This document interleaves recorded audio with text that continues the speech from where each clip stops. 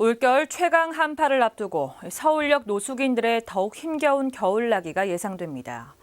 이번 시간 와디슈에서는 서울역을 중심으로 노숙인 현황과 지원 대책, 그리고 미비점은 없는지 짚어봅니다. 이재용 기자입니다.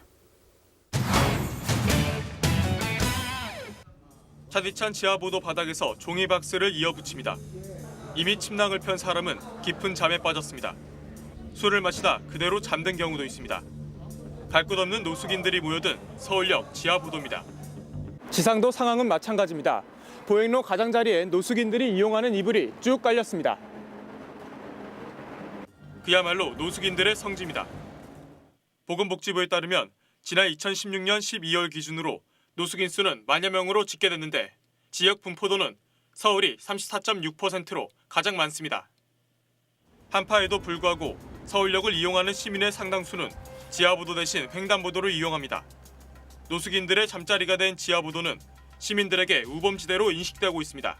노숙자분들이 술 취해서 돌아다니는 경우가 되게 많아요. 화풀이를 대뜸 하시는 경우도 있었고 옆에 지나가기가 조금 많이 무서워요. 저한테 해코지를 할까 봐. 어떻게 될지 모르는 거니까 마음이 약간 불안하잖아요. 그것 때문에 횡단보도로 다니고 지하는 웬만하면은 바쁠 때 아니면은 굳이 잘 안 사용하는 것 같아요. 노숙인들에게 잠자리를 제공하기 위해 서울시는 7년 전부터 서울역 응급대피소를 운영하고 있습니다. 최대 수용 인원은 120명입니다. 동절기와 혹서기에 한시적으로 운영되는 대피소에선 주간에 한해 공동작업장도 운영됩니다. 구걸이나 이런 것들이 아니라 좀 더 사회적으로 하는 일자리에 참가해서 그 자기 한 만큼 돈을 받는 회복을 하기 위한 공간들이 운영이 되고 있습니다.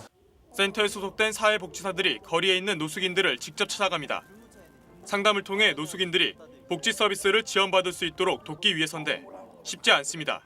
생각 있으세요? 아, 생각 없습니다. 혹시 가시기 싫은 이유가 따로 있어요? 네, 뭐 개인적인 문제는. 시설 입소를 거부한 이유가 뭔지 직접 물어봤습니다. 굳이 뭐 입사할 이유가 없었어요. 훨씬 낫지 않아요? 이렇게 추운 날씨에는? 이제 대인 관계에 좀 이제 문제가 있어. 치료를 좀 도와주면 혹시 받을 의향은 있으세요? 그러고 없고 좀 먹을 거나 있습니다. 지원을 거부할 경우엔 노숙인들을 도울 방법이 딱히 없습니다. 노숙인 복지법상 강제로 시설에 입소시키는 행위가 인권 보호 차원에서 금지되고 있기 때문입니다.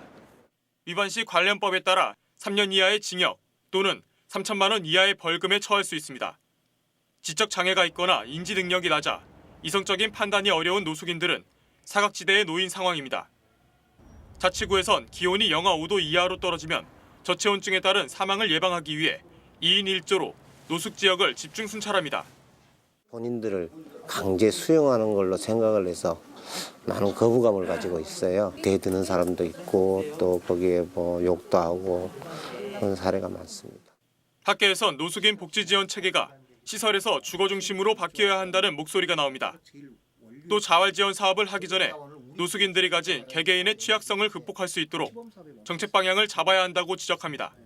알코올 중독이나 정신건강의 취약성들에 대해서 적절하게 극복되지 못한 상태에서 과도한 목표를 요구받게 되기 때문에 결국은 효과를 거두지 못하고 다시 노숙 생활을 반복하게 되는 소위 회전문 현상이라고 하는 노숙의 악순환을 벗어나기 어려운 상황에 부딪히게 됩니다.